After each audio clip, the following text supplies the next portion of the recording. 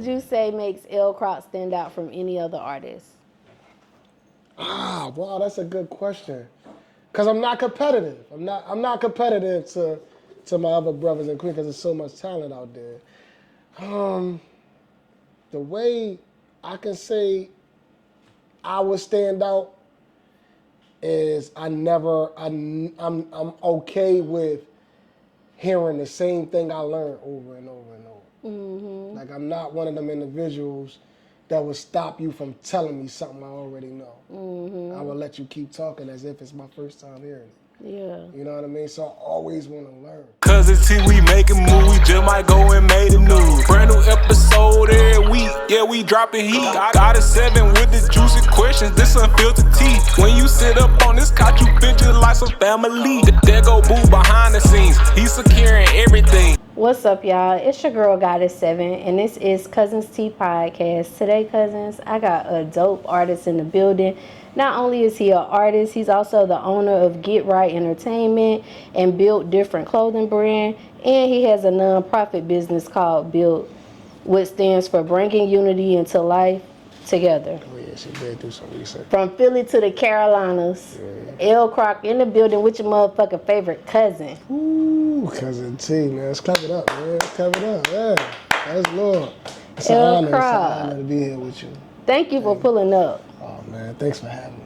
Thank you for pulling. He came to the city. He got a show to do in the Carolinas, and he hit your favorite cousin up. So, you know we had to bring him on, y'all. Yes, Lord. Yes, yeah, Lord. So I know we talked about it off camera, but can you let the cousins know, like, a little bit about the background of what brought you here this weekend? Yeah, well, one of the number one things that brought me here was to actually promote in person. I wanted to come connect with my people. I didn't know where I wanted to come at. I guess the Carolina, the Lord just sent, go this way because I have family out here. Well, a good friend of mine is out here. And I did my research. I did my research first, so I know a lot about you too. I did my research, typed in podcasts in Charlotte, and literally dived into what came up. And this was a perfect location to land at with the people I chose to be with to do my promotion for my single that just dropped today. Yeah, new single. We're going to talk about that too. Yes, Lord. Yes, so, Lord. Have you ate any good food since you've been here? I haven't ate beef in like probably like 50 days. And I had a real great burger. What's the name of the spot that he took us to? Cookout. Cookout, cousins. Y'all know about that cookout. That damn burger probably like topped the Five Guys burger in Philadelphia. And y'all, the people from Philadelphia know about Five Guys. It met that. It met that quota. Yeah. So we had some banging ass soul food from Mr. Charles. Oh my goodness. Oh, okay. Mr. Charles, that's on University too, right? We didn't go there. It wasn't that one. So, yeah. Was we at that one? Oh no, that's Harold's Chicken. It's a restaurant that's like a club. It wasn't that one. It wasn't that because I think that was the But first what one. you think about Mr. Charles? Because it's a popular food review guy in Charlotte. He did a review on Mr. Charles. Man, Mr. Charles was amazing. It was good. We went back. We was there yesterday. We went back today. That's how great their food was. We done had the seafood, the turkey wings, the chicken wings, the fish. Mr. Charles is it. It was good. Ooh, more than good. So what about if the cousins want to visit Philly? What restaurant we going to? I'm going to go to Mr. Charles for sure. But I want to go to that Bojangles. What is that, Bonjangles? You know, what? In Philly. You said in Philly? Yeah, if we go to Philly. Oh, you said about. Oh my I'm God. going to say, y'all got Mr. Charles over there too? Hell no. In Philly, I would say Chase Cheesesteaks. I never been there, but I heard so much about it from my fellas. But I would also, if you wanted the cheesesteaks, I would say Angelo's. A lot of people don't know about Angelo's. You know what I mean? Like the cheesesteaks, but you already know. In Philly, everybody is in competition with the cheesesteaks. But if you want a banging ass cheesesteak, you check out Angelo's. The places that don't, like you can't just call and order. You gotta go there, and I don't care how long the wait is. You gotta wait for it if you want it.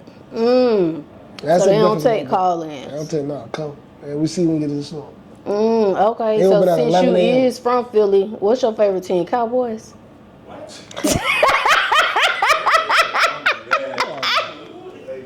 Hell no. And I ain't even one of them Philly fans that be like, I can't stand the Cowboys. I just look at them crazy, like, what are y'all talking about? Can't stand the Cowboys. Every Cowboy fan is the same. In Philly, every Philly Cowboy fan is the same. They don't know shit about Texas. You know what I mean? Like, you go to Texas, they probably don't even like you out there. Yeah. They scream that cow. I'm Philly fan. The Eagles be I'm the diehard Eagles too, all though. day, man. All And y'all day. like the fight and shit when y'all have y'all games. No, we know. We don't know. We know. We just feed into these dumbass fans that be repping these teams and be ready to die for them. What about a hookah lounge? What if I come to Philly and I want to go try some hookah? Where I'm going to go? Damn, that's a good ad because I just got into hookahs. So I'm not even sure. I just got into hookahs probably like 4 months ago. A hookah lounge? What's up, yo? What's a good hookah lounge? I can't say that's a. Nah, we can't say that. We talking about. What's wrong with We talking about Mirage? a. No, I'm not saying anything wrong with it, but to see you in the right direction, we can't say lounge because it's not a hookah lounge. They just have hookahs. Hoopers.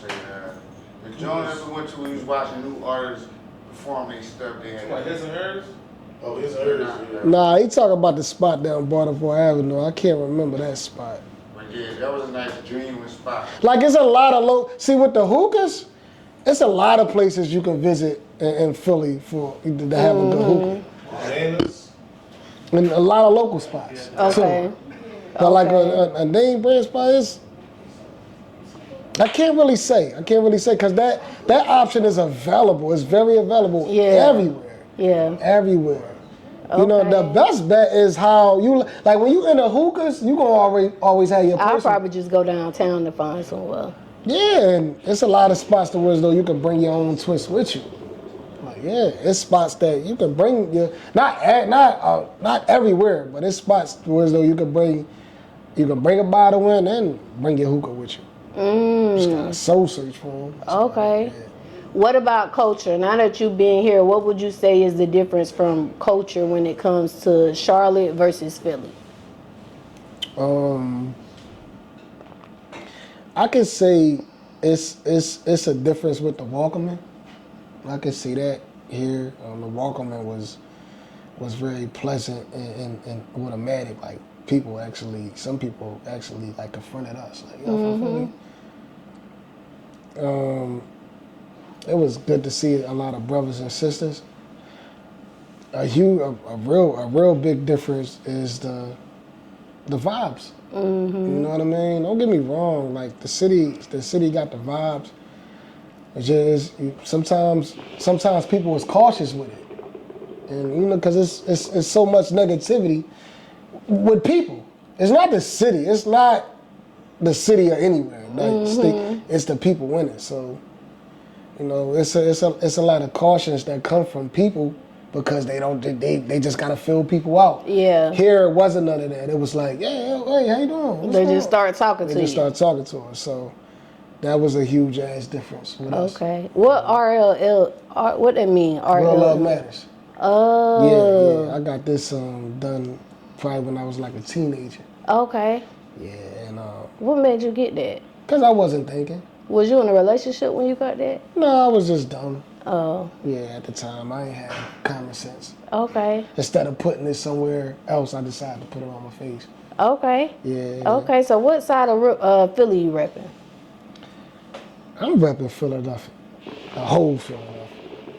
You know what I mean? I was born in Chester, Pennsylvania. I grew up in West Philly, in Germantown. I moved to Germantown first, and I moved to West Philly. I'm repping the whole city of Philly. The whole city. When I rep Philly, I ain't no specific area that I'm repping. I'm repping for the whole city. Okay. That's me. So growing up Philly as a kid, like take us there, like Crock growing up. What that was like for you? It was unique. It was different. Growing up in Philly, it wasn't. You definitely can't. Expect certain things when you were 10. When I was a teenager, I didn't have like certain expectations and all that. That happened when I started getting older. And with Philly, what I'm blessed with is, I always put myself around good people. Like I said, you know what I mean? Like these ain't the only individuals that got that kind of time in with me as friends. It's a lot more of them. So I was blessed with that, to still be friends with these individuals that I met when I came to the city. And that bond is still the same. And throughout the years, just being I have the associates. I got some. This kind of friend, that kind of friend, this the kind of person I can talk to, and constantly building that. So. What about your household? You grew up with both of your parents? Yeah, not in the same household. Yeah. But I always had my mom and dad. What about your siblings? How many siblings you got? I got one older brother biologically. Okay. We got the same mom, different dads. Okay. Yep. So, growing up, did you have any favorite artists that you like? Yeah. One of my favorite artists, I had a few favorite artists. Jadakiss. I was a Lox fan, but I was a huge Jadakiss fan. I was a huge DMX fan. I was a huge Nas fan. And what grew me to like them was, they artistry, man. They actually was a huge inspiration on how I write my music today. Because Nas is the storyteller, and Kiss is the individual that like after a ball, like, damn, that was hot. You know what I mean? But always was relatable. So, and X was just, X was extraordinary with just how, because he was a character. He brought characterism to hip hop, you know what I mean?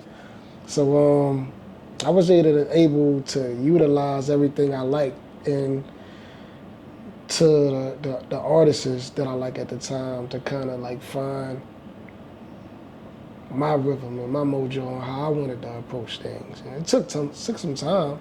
Yeah, I could see the Nas when I listened to your music, because some of your songs I had to keep like rewinding to catch the bars because of your wordplay on your song. So I could definitely see that inspiring us. Yeah, absolutely. Yeah. Okay. So your name. Appreciate that too. Thank You're you. welcome. L. Crock. How you came up with that? I just switched the L from Little. I was Little Crock because I'm a junior. I'm named after my father biologically, so I'm a junior, and everybody was Lil Craig, Lil Crock, if they was calling him his nickname. So I took it and ran with it. I said, I'm gonna stick with kept that. the L. Just kept the L though. Okay, I just took the little out. Just took the little out. Yeah. How long have you actually been doing music? Like you talking about, like when I first started, or when you first decided you was gonna get into music. I was like 12. 12? I was 12 years old. Yep. Then when I started writing and wanted to get into music, at least I thought I did at the time. I did start writing. My first song I recorded was like 2000 and I want to say 4. So I was 13. Yep. And I just wanted to be a hood celebrity at the time. Yeah. Like, I'm cool just being local. Everybody in the neighborhood playing my song, Pop. You know what I mean? Yeah. At that time. But I didn't take it serious until 2003. Okay. That's when I really took, my talent serious. To where though I need to. That's a long time. Yeah. I graduated high school. I've been rapping forever. I've been rapping forever. And I always loved rap. Taking it serious wasn't until 2023. So you got real serious 2023. Yeah. Okay. Because I was ignoring. I was ignoring the talent. Why was you ignoring it? I think I wasn't in the right headspace. It ain't had nothing to do with what was around me or the people in my life, because I got a great support team, always did. Great support system. It was me. Like I get to it when I pushed rap aside for a while because was making excuses about the priority. Like, nah, that ain't priority. They ain't making me no money. I gotta handle my priorities first. I'm a father now. You know what I mean? I'm in a relationship now. Like, I gotta focus on that first. So it had a lot to do with me. What made you want to take it serious? The maturity level grew, and with me wanting to be a difference worldwide. Like, you know, I'm not just community with it. That's why we out here promoting. I'm a chosen one, so I just honestly realized that a few years back, and I'm able to reach people through my artistry, Through the my music. talent. You know what I mean? Okay. So from 2003 to 2023, like, what's some things that you started doing differently when it comes to your music that you was not doing before? Being real organized. I wasn't as organized as I am now with relating to my people. I used to hold a lot of things back. Like, I used to worry about the wrong things. Like, damn, I wonder if people gonna like this. Now it's like, fuck it, I'm gonna just put it out. Yeah, because I'm a poet, and people forget to give you that recognition. Like, damn, you can write about anything, anybody. I mean, well, not anybody, but anything that's going on. You can, like, I rap reality. Yeah. I put stories together that's happening in real time. And I was holding myself back for a while with, damn, I don't know if this is gonna be right. I don't know if people feel uncomfortable. Oh, damn, I don't know if this is relevant. Oh, no. I was in my head, like I said. And all that changed instantly, because, like, when I tell you in the middle of writing a song, I'm like, damn, this is something that I would have changed or switched up or never released, kept it to myself, just spit it to my peers and all that, because I be worrying about the wrong things instead of, like, damn, just a possibility, this could change somebody's life, change somebody's mood, help somebody's situation. You know what I mean? Because I don't write for me. I write for us. So there's plenty of things that I talk about that I might have not physically experienced, but I witnessed it, or somebody was comfortable enough to tell me their experience. But I don't share that. The stuff that I haven't experienced, I still say I. Even if and the stuff that I did experience. So you got a lot of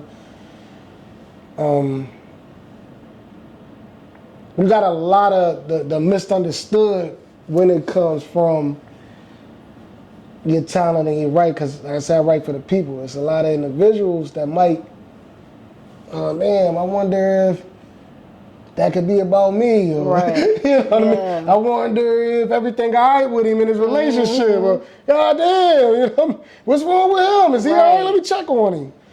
You know, and I do a lot of clearing that up, but a lot of it got to be vocally, because people don't, it's a lot of people that don't understand music or might be going through whatever they going through. Right. You know what I mean? So that's why it's important to identify yourself personally.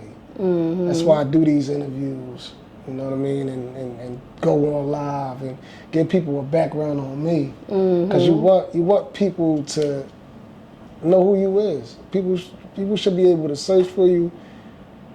You able to tell them, identify yourself or who you is, not on paper. If they can't see you on like personally, give it to them in a short video, a short clip.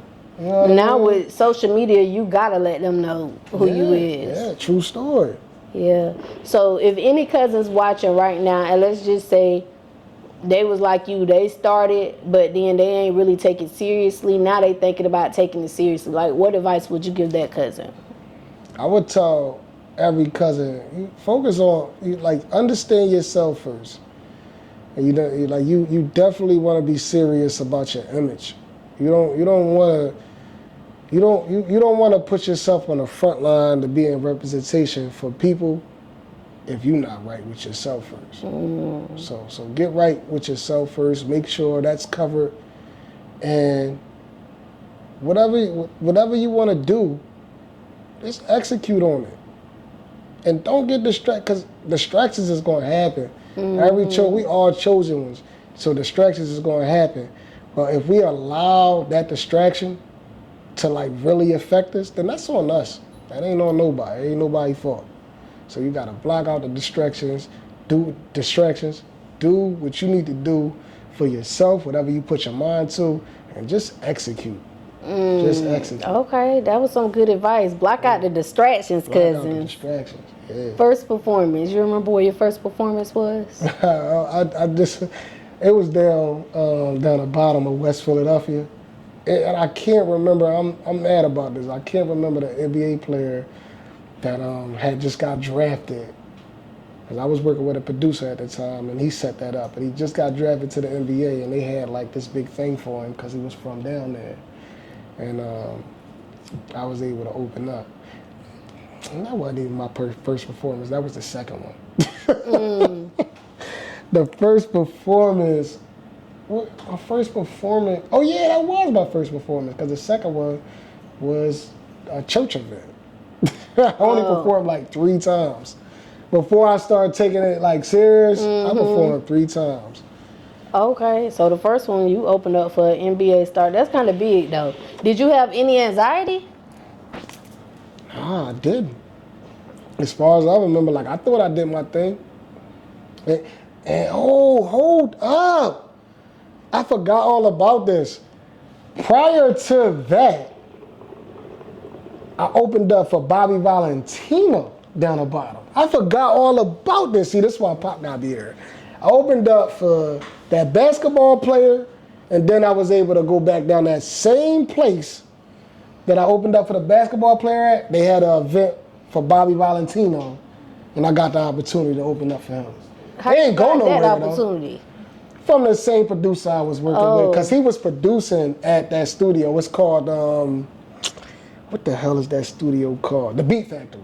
Okay, that's a pretty popular studio down there. To be honest with you, I don't know if it is now, but at the time it was. Okay. At the time it was pretty popular, and I had the opportunity to work for the producer that was producing and engineering in there, and he set all that up for me.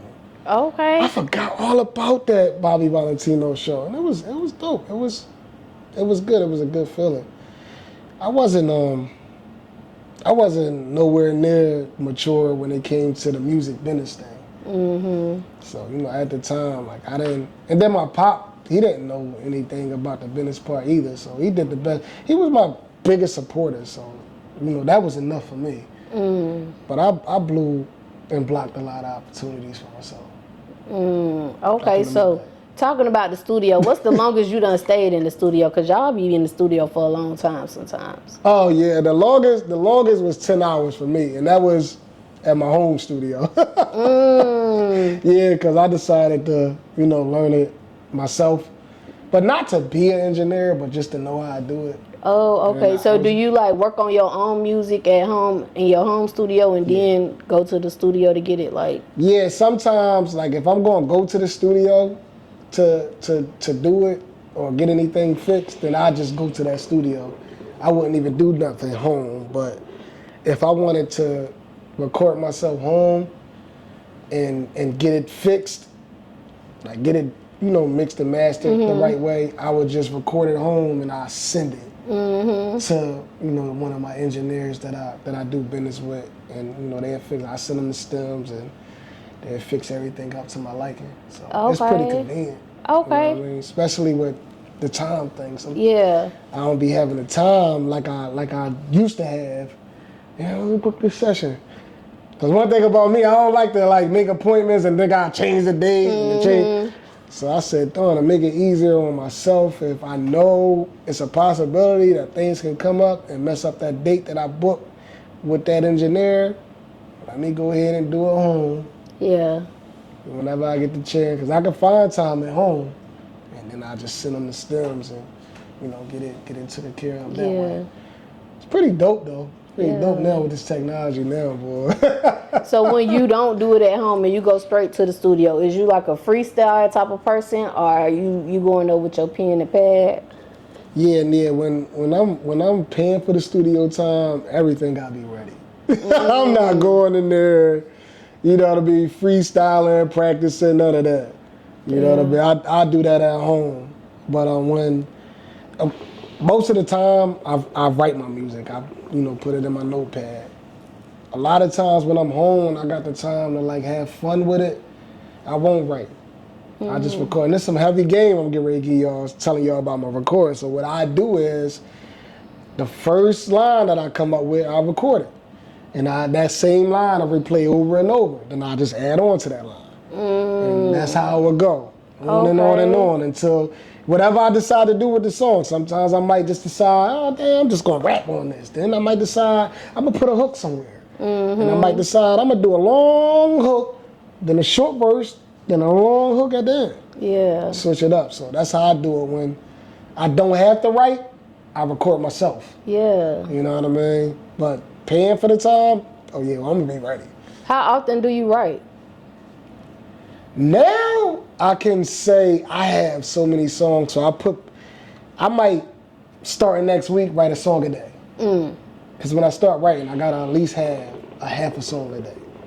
So I haven't wrote in probably like a month, but I have like 100 songs in my phone right now. Like if we was to like do a live record, like a live session, we rapping, we'd probably be here for like 3-4 hours. And I just keep going. I got the beat in my notes with the lyrics, all that. So when I write, I make sure it's a fair amount. Yeah. Because I can take so much long off. You know what I mean? And I might write consistently, starting the day, all the way until next week, and then I might take 2 weeks off. Now you got time for a break. So did you start writing poetry or music first? Well, I call everything that I write poetry. I call it that, and I name it that because I'm not a rapper. You know what I mean? I'm a lyricist, so I don't just write hip hop. I got R&B songs in my phone. I wrote rap music. I do the hip hop thing. I write, so I'm universal. So it's no like, oh no, I can't write that. I'm not that. You know what I mean? What you want? Because that's my goal. My goal is to ghostwrite people. Yeah. Have you ever did like spoken word or anything like that when it comes to poetry? I haven't did spoken word before. I have some written. Yeah. I wrote like spoken something that I can talk, but I'll probably wind up rapping it. Okay. But I did write a lot. I got a lot of spoken word poetry in my phone because I never know what kind of talent that will want to, collaborate with us or join us. You know what I mean? Because that's what the nonprofit is. The nonprofit is to open up talent, hidden talent. Yeah. So we're attacking the youth. Because we know it's a ton of talent out there. We know it's a ton. Some shy, some, I don't know. Some was in that same headspace that I was in when I was a teenager because I was second guessing myself. Like, man, I don't know if people gonna like this. I'm gonna keep this to the top. Yeah. So that nonprofit, excuse me, we're not just focusing on people that can rap. We're focusing on people that have any kind of talent. Yeah, I see it said helping the kids out. Yeah, absolutely. Yeah. Absolutely. Hey, Cuzns. It's your girl, Goddess7. And listen, this commercial break is actually sponsored by me. Y'all, make sure y'all go to Amazon and get this manifestation journal. 369 21-day manifestation journal. I'm going to help you manifest all of your dreams, everything that you're inspiring. I'm going to help you get there. I'm going to guide you in this journal. Make sure y'all go check out Amazon Prime. The link is in the description. Go get your journal. What made me want to do nonprofit was, I'm like I want, first of all, there's nothing in a city that has these teenagers, in our city, these teenagers to go to where as though I ain't gonna say nothing. Let me take that back. It's not too many places the teenagers can go to that's free, you know what I mean? A lot of teenagers get held back because they worrying about how much it costs. So, man, my mom ain't gonna be able to afford that, or my dad ain't gonna be able to afford that. So when I I got the whiff of, damn, you can do nonprofit and you can actually be giving the money, people will sponsor and support the right thing, the positive thing you're doing. And I'm like, well, that's me all day long. Like, that's who I am. You know what I mean? And I feel like starting a nonprofit is decent to be able to get a hold of the community. So you ain't got to worry about, oh, damn, if XYZ don't support this month, I won't be able to do it. You know what I mean? You got to worry about having the money. Like if I'm the person that I am, starting a nonprofit the correct way, because I was, kind of broke down on how it go, and doing everything for the right reasons. Yeah. It'll work out for me doing it. I can't speak for everybody else, and I'm like, damn, I got the same team with me. They have the same mindset. What's holding us back? Why not? You know what I mean? So we on this mission to, not just continuing on better ourselves, but sharing that. Right. We want to share that, and we decide to share it with the youth, because we automatically gonna have the adults involved. Because the youth gotta be. Yeah. Now I read that y'all teach them entrepreneurship too. What do y'all teach them when it comes to entrepreneurship? On business, like especially with the business credit, like starting your own business, utilizing your time, talent, and making it an entity. Every talent deserves an entity. You know what I mean? And we go beyond what they teaching in grade school. No, we want to take it to the next level, to where as though you can actually build generational wealth. Right. They don't even teach entrepreneurship in grade school. I know in the South they don't. So just imagine if the kids is able to get that kind of free game. You know how many lives are changed instantly? Yeah. So that's what we about. That's why that nonprofit is so important. And going into it with an objective to the whys and who are you after? What who's is you after? And because we able to teach the youth what our parents wasn't able to teach us, because they didn't know. Right. They didn't know. So to be able to have this knowledge that we have now, we gotta spread that on our young people, because our young people can be that difference to break the generational curse. Right. Yeah. So I get it. That's what it is. I thought that was pretty dope. Appreciate it. Yeah.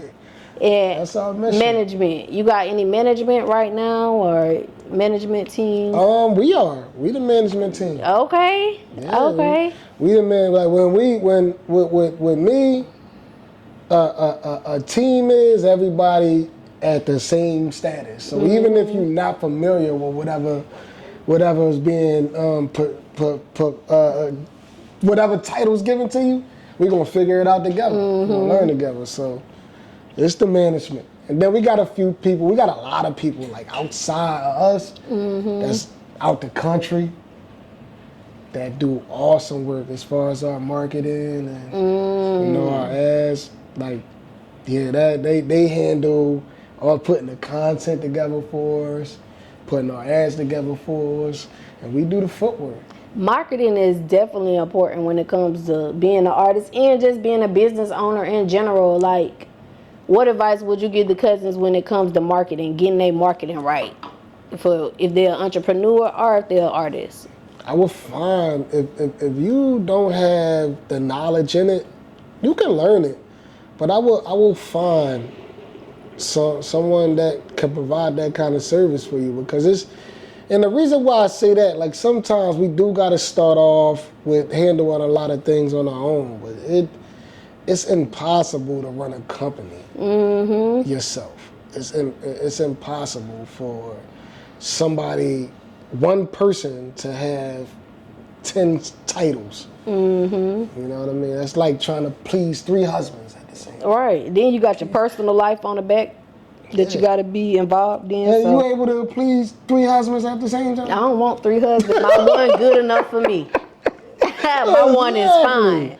So Yeah. you definitely wanna be, mindful on whatever your approach is, man. Just learn it, because you can always learn it and teach somebody that you would like to take over that title how you want things. Yeah. And that's what I did. And I'm using myself as an example. What I did was I learned it first, and then I knew what I was looking for. I knew what kind of person that I wanted to hire. You know what I mean? And we went from there, and I gave them a real brief background about myself, laid down what I wanted, what I was looking for, and they was able to make their decision from that quick. Like, I can rock with that, because they had the understanding. Yeah. You know what I mean? And that's what it is. It's the upcoming artists it's not that they being hard headed, because they don't know the information. They're not being taught that. Everybody want to be the boss. You know what I mean? Instead of well, let's help create bosses so we all can come together and attack it at the same time. Yeah. So that's the difference that we want to make. We want to help create more entrepreneurs because we stronger together. Yeah. So we can cover more ground if we all connected. Make sense? Yeah, definitely do. What would you say you love most about being an artist? I like the reaction from people. I just like the genuine reaction from people. Like whether it's the music or what I'm doing, or they hearing about future things. It's the reaction that I get from people. That kind of smile, that's motivation. Like, damn, yo, I like that. You know what I mean? Because like I said, I'm an individual that I talk to my people, man. I'm not just going like walk up on you on the street and just, hey, can you listen to my music? I want to talk to you. Hey, this is what I'm doing. I'm promoting it. So that connection that I build up with my kings and queens. Oh my God, it's life. That brings so much life into everything that I'm doing, and it keep me going. So that's number one. And shoot, number 2 is being gifted. Being gifted being gifted and blessed to be able to do what I'm doing. So that's where the extra appreciation coming at. Like, that helps me not have a no worry policy. Knowing you got that gift. Knowing I got that gift. So nothing gets in my way. I don't care what's going on. My whole house can fall apart. I'll be like, it's all right, we get another one. Right. I don't have no worries, man. No worry policy. I don't let nothing bother me. What would you say makes L. Crock stand out from any other artist? Wow, that's a good question. Cause I'm not competitive. I'm not competitive to my other brothers and queens, because there's so much talent out there. The way I can say I would stand out is I'm okay with hearing the same thing I learned over and over and over. Like, I'm not one of them individuals that will stop you from telling me something I already know. I will let you keep talking as if it's my first time hearing it. Yeah. You know what I mean? So I always want to learn. I want to learn. So that's number 1. I want to listen. I want to listen first and then capitalize off of that. Yeah. So I can honestly say that. I figured this out from doing it. I didn't realize, oh damn, I already told you that. Yeah. So I figured, I'm like, damn, I'm all right with that. I ain't say it to the person, but that helped me figure out how I stood out from other talent. Okay. You know what I mean? So you got your own entertainment company, which you established April 28, 2023. Oh, damn. Can you talk to the Cuzns about your label? Is it a label? Because I look at it kind of like a label, because when I went on the website, you talk about helping artists and stuff like that. Yeah. I wouldn't say it's a label. That's how it came out at first. I would call it an entertainment company. Yeah. It's based on entertainment because it's a lot of different kinds of entertainers. So I would say it's an entertainment company. What helped me start it, like and the way I have it set up to where as though I'm completely hidden. Mm-hmm. You know what I mean? So it's like you got the L Crock, and then you got Craig S. Patterson Jr. And it's the same person behind closed doors, but visually it's two separate people. Mm-hmm. And you know, it was important for me to set it up that way to be the representation of the company. Yeah. Since I have the talent, so you know, of course, I did what I did to get it going, and eventually it would come to I have the right people, artists in place representing the company. I can be completely behind the scenes. How long was you thinking about it before you actually started it? Probably like 6 months. And what was the final push that says, you know what, we about to make this official? It was me getting out of that stage of it's taking you so long. Stop pivoting. You know, the longer you wait, the longer it takes. So it was all on me. I ain't gonna do it now. You know, I'm not right with this. I don't know this. I ain't sure about that. So I broke out of my shell. I'm gonna keep it real. Because I was like locking myself in the own shell. Like I had the key in my pocket, but I'm like, I don't know. You finally unlocked it. I finally unlocked it. So Get Right. What made you name it that? Wow, damn. Wow, that's a hell of a question. Cause I know it came from now. Me and my pop, we do a lot of talking, and he helped me with that. He helped me with that. I forget what we was conversating about. I forget. Damn. Oh, you taking me back. Cause we was talking about this Get Right thing for a while. Cause my dad came up with a name for a food truck. This was probably, yeah. He came up with like a name for a food truck. This was in 2011. This was back in 2011, and along the lines of the names that he was coming up with the food truck, he kept saying, like, get right. You know, we want to get right. And we reminisced on that. Like years later, we still got the name for the food truck, but years down the line, this is probably doing like 2017, 2018. And he brought up the name for the car. I don't want to reveal the name for the food truck. And then he was like, yeah, man, you know, you don't like to Get Right, though? And I'm like, damn, so it came up with the name. He said, well, we can use the name for the food truck and just put entertainment at the end. Because it was boy at the end, but he was like, yes, it was entertainment. Did he ever get the food truck going? Never got the food truck going. So, come during the pandemic, I'm like, well, shit, because I start waking up like, damn, I would like to start, you know what I mean, my own little situation eventually. Came 2022, I'm like, Pop, I came up with Get Right Autos because I wanted to sell cars. So I just kept it Get Right with everything. I'm like, man, what you think about? When your birthday? Because you just an all-out hustler. Yes, Lord. May 4th, Sunday. Okay. So we out here. Oh, it is. You did. Happy early birthday, Cousin Day. We should have got you a cake. No, it's all good.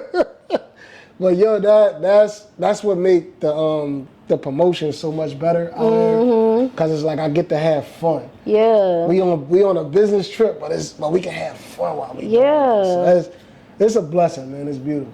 So Get Right Entertainment, y'all got a mission statement, and the mission says, our mission is to elevate mentalities and provide a platform for rising stars to thrive in their careers. Can you talk to the Cuzns about what are you doing to help elevate mentalities? Talking. Talk. Like having an actual conversation with our youth. Because and it's all people, don't get me wrong. We would love to do that with all our people, all our kings and queens. And what we're gonna really put a serious attack on is our youth. We have to talk to them. We have to find out what's going on with an individual by having a conversation with them. It starts with that. And it's a lot of patience that have to come with that. So, our objective is to get in the heads of these individuals we can sit down and talk to. And, we can all come back together, the team, and analyze and improvise from it. And then, execute on what we can do to help better the situation, help change the situation, help the situation, whatever kind of assistance that we can provide, we're on it. Yeah. We on it. And, it don't have to just be about our mission, which is turning these talent into brands, which is becoming entrepreneurs. It ain't just about that, but we want people to be like we do our diets, we do our 30-day diets. We want people to be on that, like eating right. What y'all do for the 30 days, cousin? We'll just go off of meat. We won't eat meat for 30 days. All of us have decided, well, not every fucking body. Cousin still be wanting his chicken back though. But that's one of the things that, we just recently did, and we collectively talked about that as a unit. Like, yo, let's do this, let's try this. And it's always something that can better us. Yeah. You know what I mean? And we don't want to just keep that in the house. We want to expand that. We want to share that with everybody. But we don't just want to talk about it. Yeah. We want to be able to say, come on, let's do it together. Yeah. You know what I mean? Let's attack this mission together. What you thinking about? Come on, let's go out there. Let's go. I don't care if it's raining. Let's go out here and promote your music. Yeah. You know what I mean? Whatever the case may be. So that's us, man. We not comfortable with just having the floor. We want our people to have the floor. Everybody to have. So any cousins watching and they like, I like that movement. I like the Get Right movement. I want to get down with them. How can I be a part of Get Right Entertainment? What's some of the qualities they're going to have? Man, the number one thing is you have to be open. You have to be open to the truth, because I can tell you right now, we do not hold back on what you need to hear. But it's going to be genuine, though. But you have to be acceptive with hearing what need to be told to you. And you have to be willing to open up. Open up, because we gonna do what we need to do to get it out you. So you gotta be willing, because that's the only way that we're gonna be able to take things farther with whatever need to be done. If we know what to attack. Yeah. You know what I mean?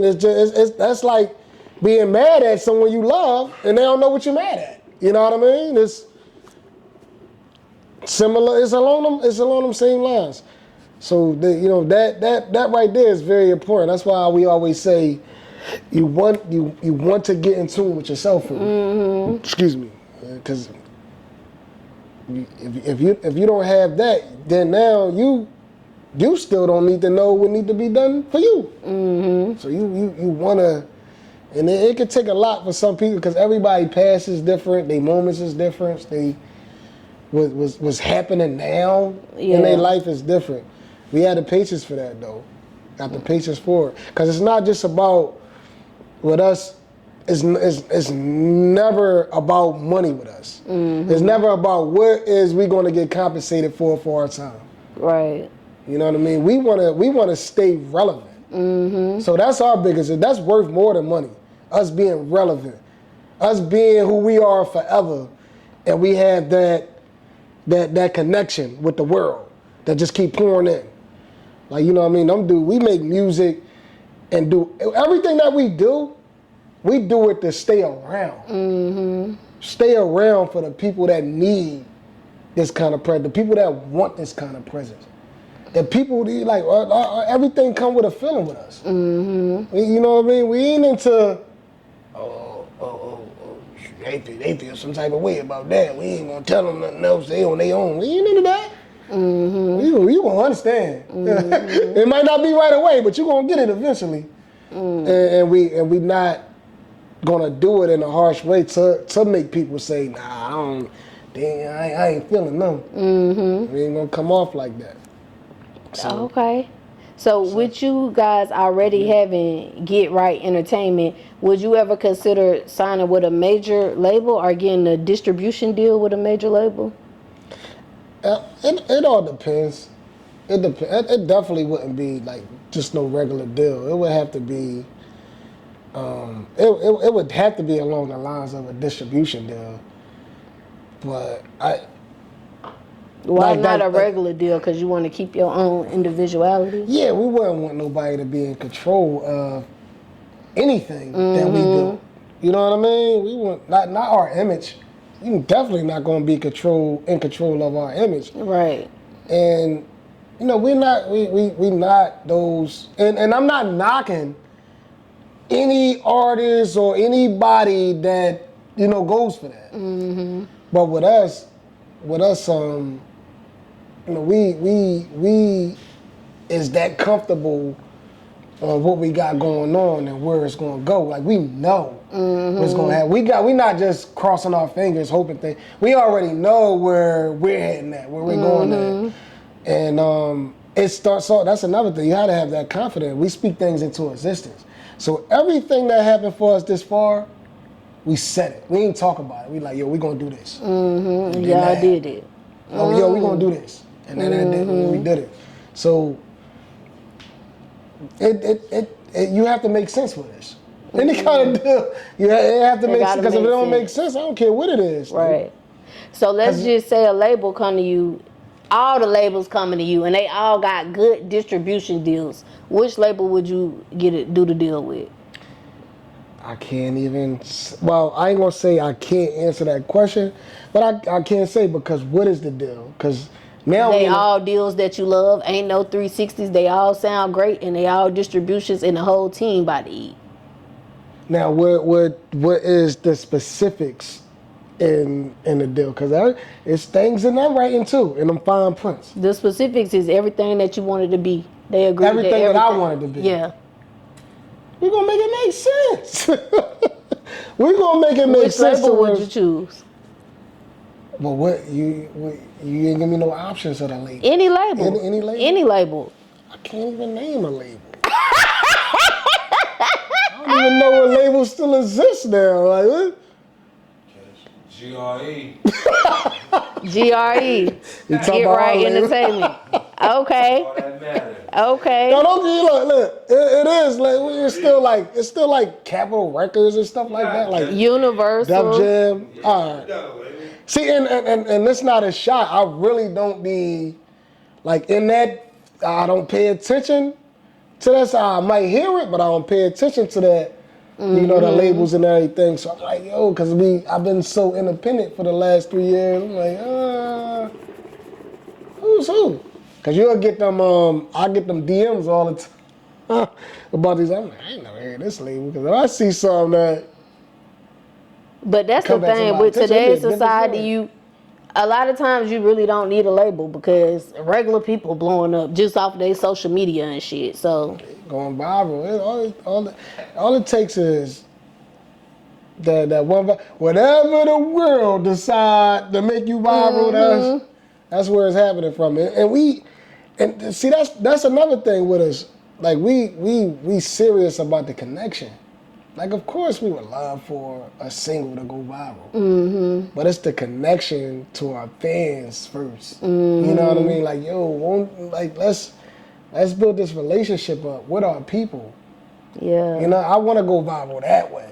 They want to see that viral happen that way. Yeah. You know what I mean? So it's like, damn, all right, a song blew the hell up, and that song do great. It do wonderful, and that like.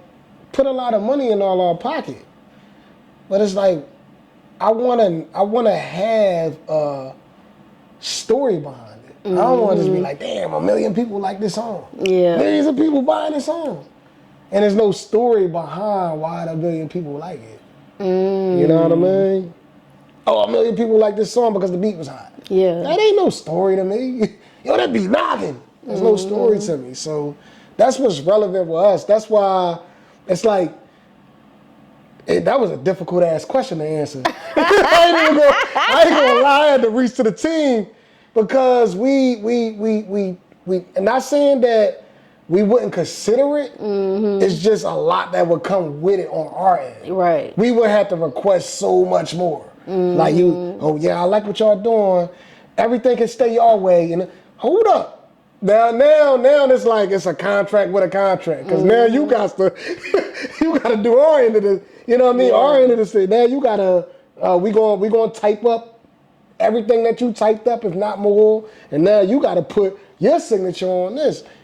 It could be. Or it could be, we good with whatever they offering. But it's hard to kind of predict that now because of where we at and what we want to do and the lives that we aiming to change, that we're going to change. You know what I mean?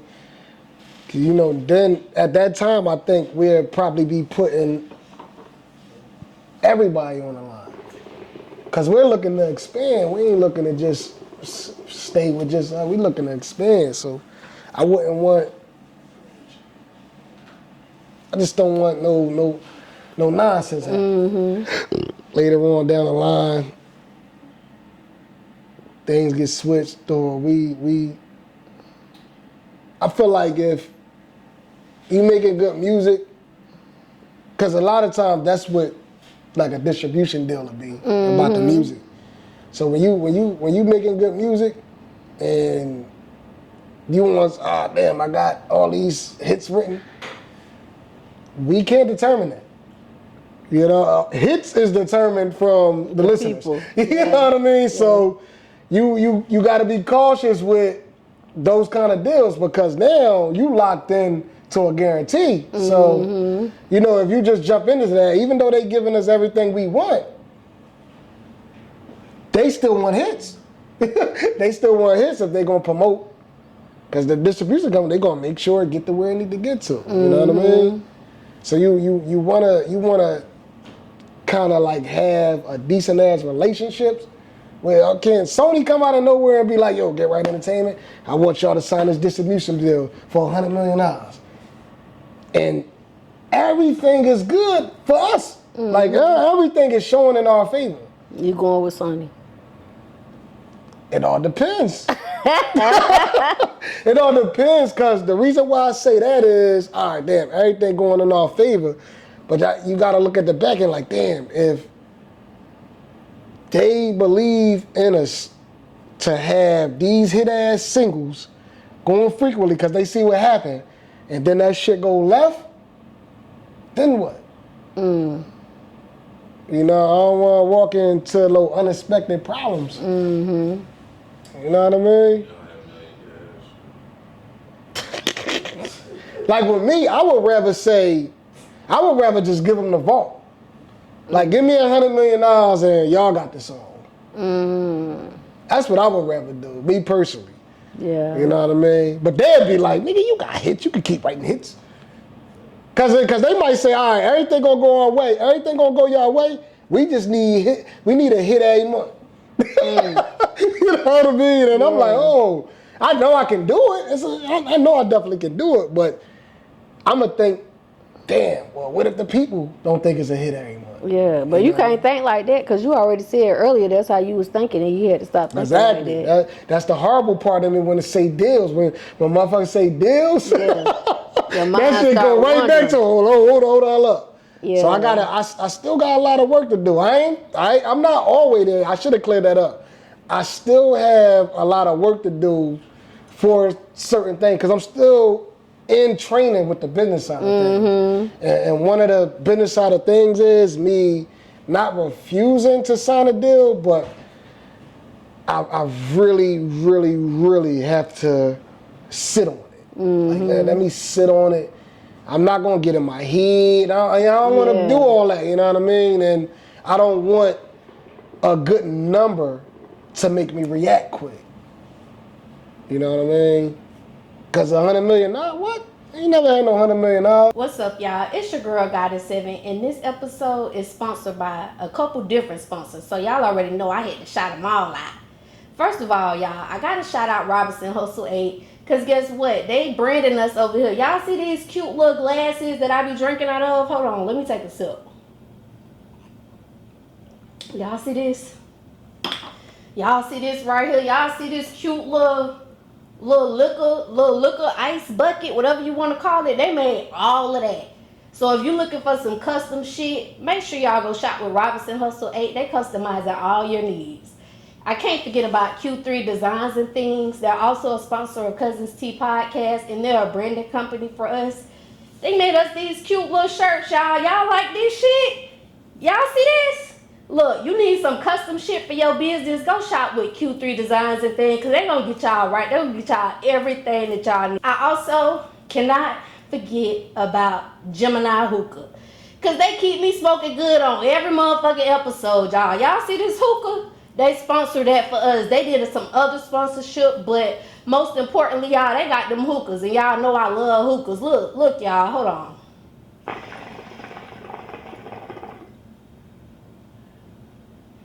See that cloud? See how that smoke just come out real thick, real cute or whatever?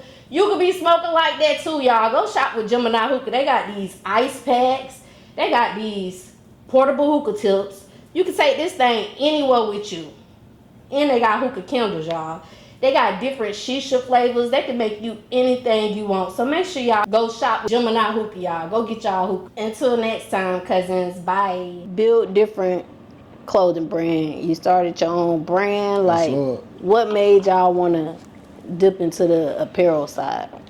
Oh man, it was us, man. It was us, and wanted to, be that a part of the culture, especially with the built different clothing started from a song. I had wrote a song called Built Different, and it came from that. And of course, the GRE came from the entertainment. What about like the designs? How you came up with that? My kid's mother is our designer and doing the pressing. She does it all, yeah. Okay. She came up with the design. Then the Unity sign came from one of my fellas overseas. He made the Unity sign, the Built Unity sign. I think Hank got that one on. My kid's mom did that design.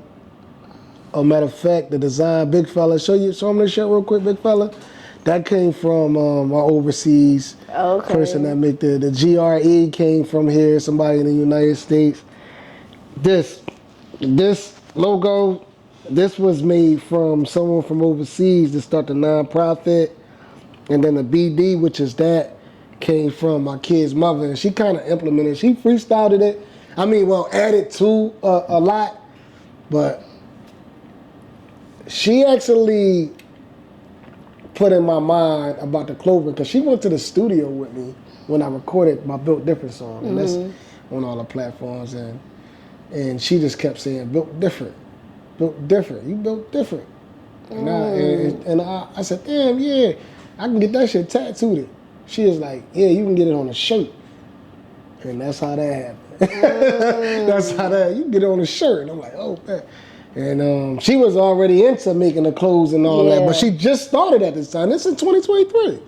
They just started at the time, and we connected on that. She makes all the Get Right Entertainment apparel. How long did it take y'all to get y'all first sale from someone that you didn't know? Probably like a year and a half. Yeah. How you got that sale? It was. They asked for it. Oh. I was gonna give it to them. Yeah, I was gonna give them the shirt. They was like, no, how much it cost? And they bought it. Yep. And my approach, see, with me at first, I just wanted to wear my own stuff. I'm like, man, because I'm a Puma guy. I love Puma. I've been on Puma for a long time. So everything about me was Puma. And I'm like, yeah, I don't want to wear my own stuff. You know what I mean? Puma ain't reach out to me yet. The model they shit, not as much I hate them. As much as you wear a Puma. I said, man, let me start wearing my own stuff. So it started out like that, like, damn, I want to wear my own clothing.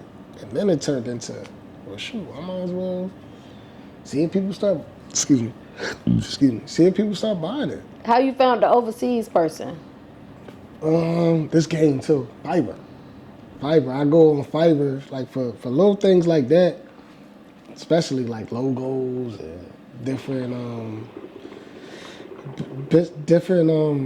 relations to business. I go on Fiverr. If it's small stuff, I go right on Fiverr and I have a conversation with them first before I choose them. If I search profiles, and if a profile catch my attention, I like to convert with them first. That's how me and my guy from Israel. I got a guy from Israel that does my music marketing. I got a guy from Israel, someone from Pittsburgh, and I got somebody from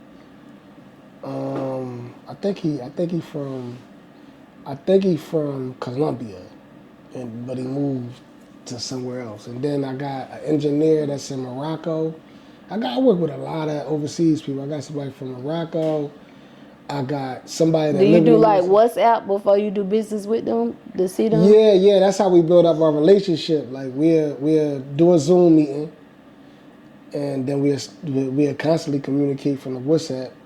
You know, they from overseas, so they be like, I ain't got no calling cards, and all that type of stuff. So we gotta use the WhatsApp. But like my guy from Israel, he supposed to be coming down on the 25th of May. I helped him out with his plane ticket and all that. He coming to visit the United States.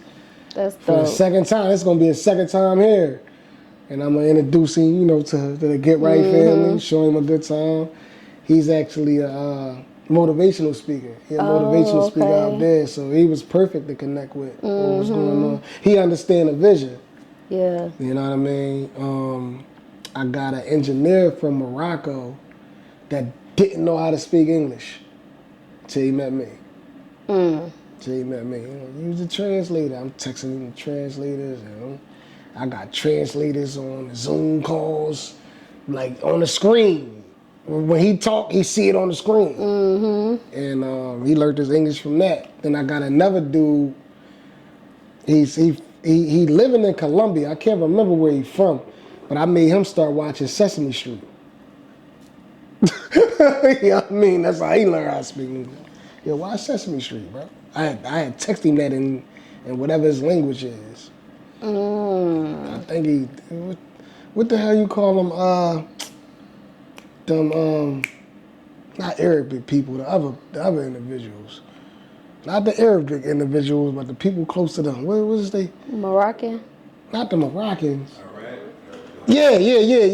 Iran? Iran, yeah. He was speaking that language. I'm like, oh, wow. Because it's crazy. I don't know, but I heard somebody from Iraq talk before, and I'm like, yo, he sound like somebody from... And he was. So I was freaking sick. Because I used to work with somebody that taught... Pete from the convention center, my old head Pete, he taught the Puerto Rican boy, Fredo, how to speak English from Sesame Street. So I thought of him. And I sent him the link to Sesame Street. And he texts back in slow motion, what the fuck is this? But that motherfucker learned how to speak English from Sesame Street. I ain't hear from him for like 3 months. And I met him off of Fiverr.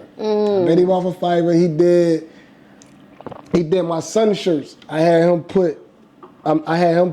make a logo for my son for his 11th birthday party. I ain't like it, but he came up with just put his picture on there and put the numbers in the back, and that information is for free.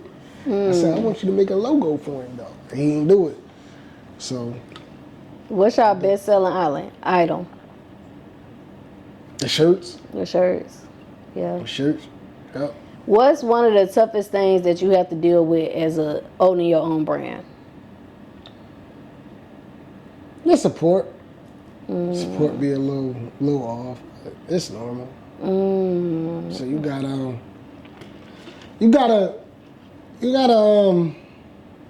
stay grounded. You know what I mean? Because you can't like get overly expectant. Like, damn, I expect this, I expect that. You can't be like that. But like there's certain things that be there, and then it's up to the people to be with doing it, and then it's our grind.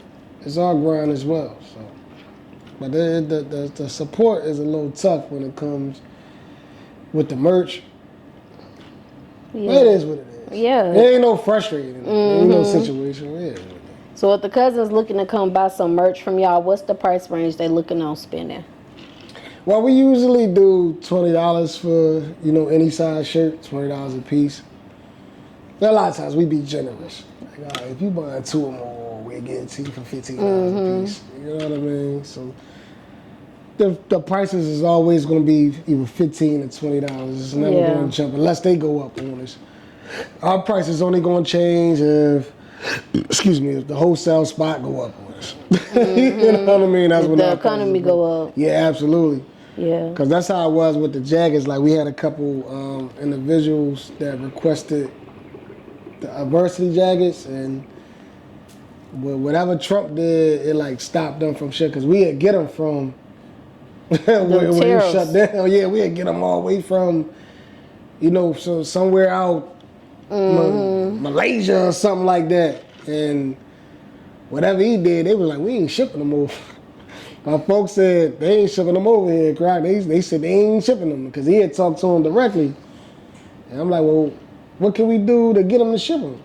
He's like, I ain't paying that much. I ain't gonna charge you that much. Yeah. I'm like, oh damn, ain't nothing I can they do gotta about charge that. a lot now. Yeah, cause I'm like, damn, I wouldn't make nothing with the price the prices he said they would charge him. That's all he needed to tell me. I was like, oh damn, I ain't gonna be able to make nothing off that. So now I gotta do like a lot of scrambling. Like, it's a lot of business sites that I use that I get the business credit from. But sometimes I don't be one, because with the ones that I got through the business, like, net 30 accounts, you gotta buy a certain amount. When I was like with the dude that I deal with hands on, I could just go get 2 shirts and still be at the wholesale price. Right. Like, I only got to order for 2 shirts. I don't need all of them. And I'll be good. Yeah. Unfortunately, it can't work like that for me right now. Unfortunately, he done fucked the country up. Yeah. Dang. Whatever he did, man. We only got a couple more years though. Talking about a couple. Sound good, don't it? That's just good as hell. So on January 2nd of this year, you had posted a video where you was out giving back to the homeless, giving them food. I think you gave one of them a shirt with Feed the People 215 outreach. Can you talk to the Cuzns about that experience? Yeah. That Al Black, man. Shout out to Al Black. He gave me that idea. I wanted to I wrote a song.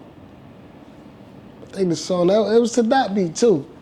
I wrote a song, and I was thinking about visuals for that song. I wanted to shoot a video to that song, and I thought about that. I said, oh, and I wanted to be a song where I'm doing something positive and I'm giving back to the community, and I thought of that. So the cameraman that I was working with at the time, he knew that individual, because he does that every Sunday, Al Black. Every Sunday, through his nonprofit, he able to feed our people all up and down Broad Street. And he'll park up at Love Park, and everybody that's outside Love Park, all our people that's on Love Park, he feed, man. And it executed the words though. He provide clothing, he provide pillows, blankets, and sneakers, gift cards, the whole 9 yards. So having that experience with him while I was shooting the video, because I decided to participate that day in helping him giving out the food. Yeah. And at the same time, we had shot the video to that specific song that I wanted visuals like that too. And it did so much to me, I wanted to do it myself. So I start going out on Sundays, helping. I reached out to my people. I would love to do this. Can y'all help? And I got the support to help me prepare the food for them Sundays, out of our pocket. And we was consistent with it for a little minute. Slowed down a lot because we was funding it. But man, it feels so good. It feels so good. So to be able to start that up, and that would be another thing that I would love to do through the nonprofit because it can stay consistent. Because that told me when I couldn't do it, I'm like, damn, I got to fund the music now out of my pocket. You know, that crushed me when I wasn't able to do that. And I've been off for a minute with that. But it feels so good at that time. Getting them visuals for that video made me the one. It created something that I wanted to do all the time. Right. Yeah. It ain't you said nothing it like. inspired you. It's nothing like getting that reaction from people that's in need and you able to fulfill that. You know what I mean? You can't really put too much to that. You can't add nothing to that. Without saying, all you can say about that is, yo, that felt good. Yeah. The smiles you put on people's faces, and, you know, the individuals that really need it. Yeah. You know what I mean? And they appreciate it. So what we did, we actually found our own little spot. And I was going out there with my mom, the kids. Like, the kids was happy to do it. Like, my son, I thought, like, he a homebody. When I took that dude out with me to pass out food to our people, he said, Dad, this one of the best days I ever had with you. Man, I was like tears of joy. I'm like, yo, and he was really active. He made, oh no, she ain't get a soda. Like, he was serious. So we made our location. We came up with our old spot. Al Black do the whole Broad Street, but his destination is Love Park. That's his destination. That's where he want to park up at and bless everybody. So we made our destination. I believe that's that Broad and what the heck is that? The KFC at where the welfare office at? Luzerne? What's that block where the that little plaza at with the pizza and all that? Is that on Broad Street? Nah, it's way before Allegheny. It's after Venango. It's right after Broad and Venango. You know where the welfare office at on Broad Street where you gotta go to get the lie heap and all that? No, that ain't Allegheny. It's Broad and Clearfield, I think. But anyway, we made our own little spot in this parking lot. Laundromat parking lot where we'd park up and we would stay there until we got like hit a decent amount of people. It was amazing. And now I know we're gonna get cursed out when we go back out there. Like, where the hell y'all been? Because them people, like, we was consistent with it for like probably like a month and a half, and then, you know, all these other things, because we fund a lot of things out of pocket before we knew about the grants and whatever have you. And I'd have been in credit situations so long, so like a lot. I said I refuse to jump back into that situation again. Whereas though I'm on 1,000 money back, so we made it our business to be like, damn, we gonna hustle this up, put this to a side. I had a good friend that was very, very, very active, like with the participation.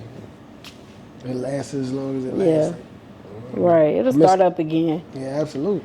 Okay, Wisdom Wednesday with Big Crock. How did you and your dad come up with that concept? That came up. That came about a friend of ours that decided to do like the content creation for Get Right Entertainment.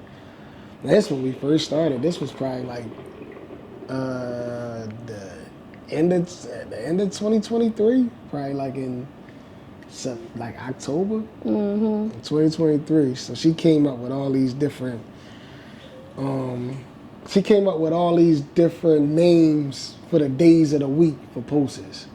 So it was like a Music Monday and Turn Up Tuesday, and one of them was Wisdom Wednesday. So she was like, won't everybody talk about talk about something on Wednesday? Y'all take turns in doing it and make it a Wisdom Wednesday. Like, give somebody, you know, a background of yourselves, or, you know, something inspirational. It's definitely very inspirational. My dad did it once. And she was like, well, won't you make him do it every week? Won't you? Because he sounded so good. And I brought it to his attention. He didn't look back. I said, yeah, I do it. I'm ready for Wisdom Wednesday. Yo, if I ain't got that post up by 6 o'clock, yo, son, don't forget about Wisdom Wednesday. I'm like, don't forget about Wisdom Wednesday. Cause he got it set up to where as though it goes through all these engagements and all. Yeah, that dude is doing his thing, man. And so many people like hit him up personally, and that's it. Like he gets ideas from that. Mm-hmm. And then my stepmom be on, like putting her 2 sisters in it, cause he don't script that. That just be all off the top every time he's getting videotaped. It be off the top. So it could be a random people running into him like, yo, can you give us something? He'll make it wisdom. Record me real fast. And it just come naturally to him. Yeah, that's the gift he got. Straight Okay. up. Yeah. So October 10th, that's your grandma's birthday. Last year on your grandma's birthday, you played a snippet of the song that you dedicated to her, Crock the Letter. Yeah. Can you talk to the Cuzns about that? Absolutely. Yeah, that Crock the Letter song, man, that was sentimental. I recorded that song, that was probably in like 2011. I dedicated that song. That was actually dedicated to her and her mother, which is my great grandma. Yeah, I haven't had the opportunity to get the right promotion done on that song as well. The way the game that I learned about on how to market yourself the correct way, just happened. So I said, let me actually want to redo that over. But the goal was to, keep her memory alive. Yeah. You know what I mean? So I said, let me throw that on the page. I don't actually have the video content. Like, I don't have the file of the actual video, so I had to repost. That kind of messed everything up, because I'm like, I can, revamp it, add whatever I need to add to it if I had the actual file. So I was actually thinking about redoing the video. Yeah. Keeping the song the same, but actually redoing the video so she can get the proper presence. That's a relatable ass song, because that lady right there, grandma, oh man, the history just behind her name is major. So her influence, just with the woman that she was to me, helped me write that song about her. And that was everything that I knew. Yeah. I ain't had to ask Pop, yo, what you think about grandma? Or what can I say in this rhyme? All that was from the heart. A little bit of things that I knew about my great-grandma, which was in the first verse of that song. My great-grandma is who I was talking to in the first verse of that song.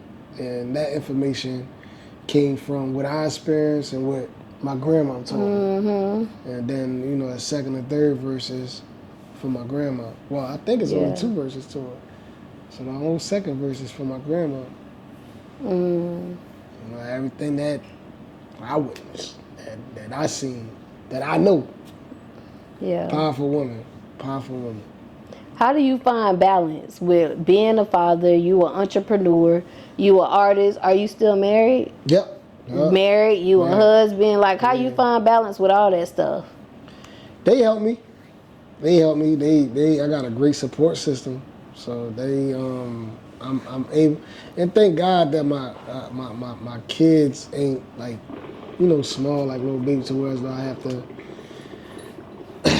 make sure I monitor them for a time. With the grind, it's difficult.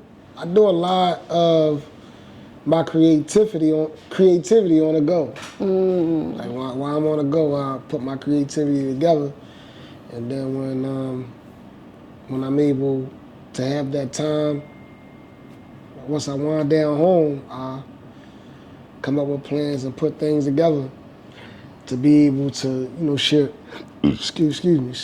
Share with the world. The balance come easy because of the support system. Like I said, they would help me come up with certain things. Like my youngest son will bring things to my attention.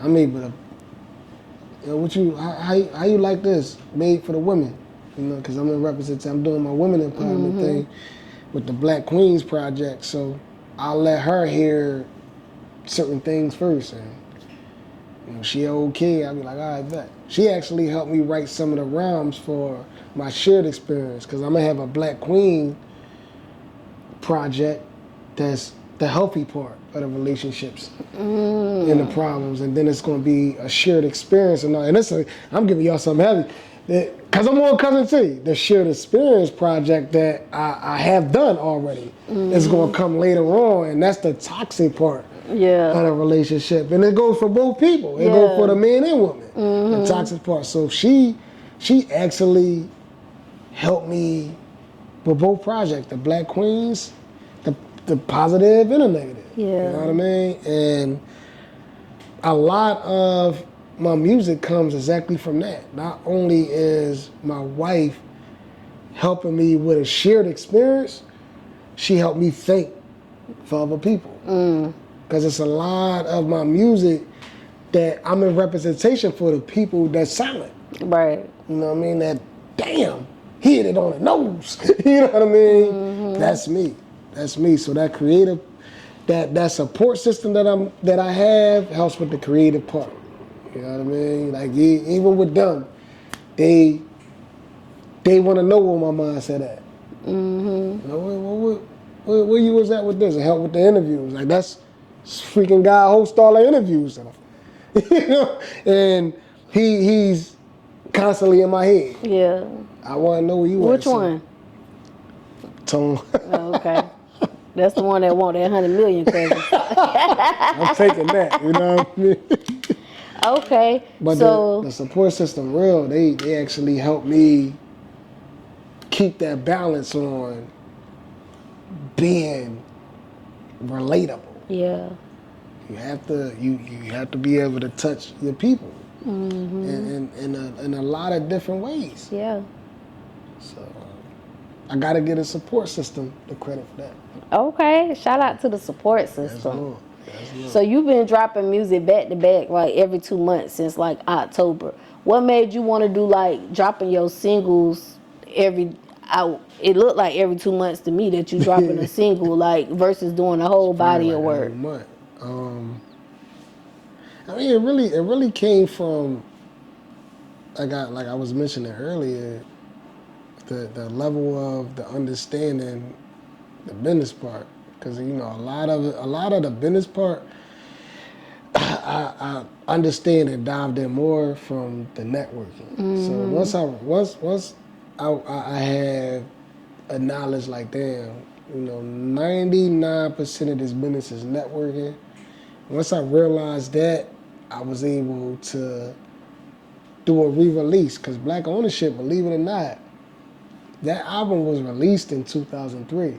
It wasn't rushed being put together, it just was rushed being released. And I learned a lot of things during that process, so I took it down and now I'm re-releasing it. You know, I just made a few small adjustments, different changes. I'm able to re-release it the correct way. Right. Because, you know, I have knowledge of the business part. And, excuse me, that was a major key.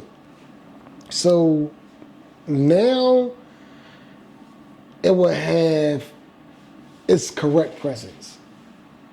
You know, it wouldn't just be something that just came out.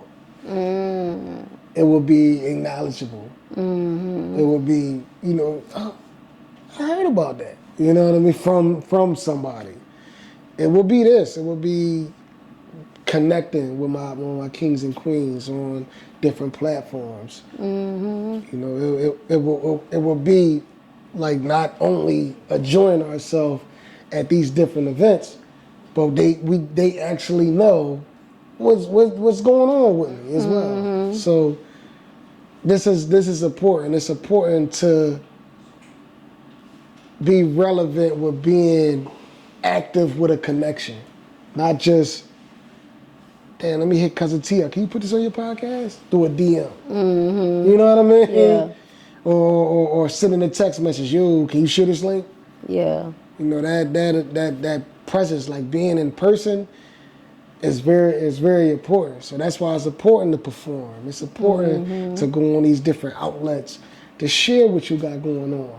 You know, whether it's a podcast, radio station, it could just be you on live with somebody. It's you have to be relevant. Right. So that right there, sharing the connection on who you are naturally is important.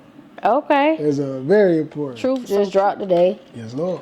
Shout out to that single Truth, y'all. For the cousins who have not heard it yet, like, what's the vibes they can expect when they go listen to it?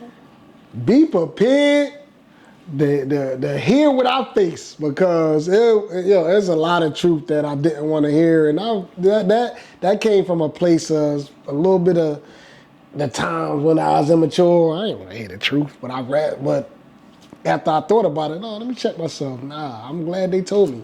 And then you got the people that hide it. So it was a mixture of both. Like the individuals that don't want to share the truth with you, but they tell somebody else. You know what I mean?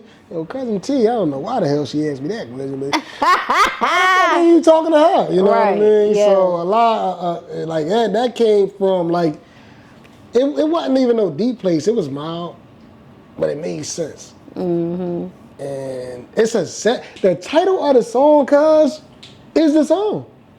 Like when you hear that song and you look at the title, you're like, yo, damn, this is the truth. You know what I mean? So the lyrics, every lyric behind that title matches. It matches, it all line up. Definitely so what a if the dope truth song. hurts, stop lying to me. Right. You making it too worse, don't tell me what I want to hear, give me the truth, yo, stop lying to me.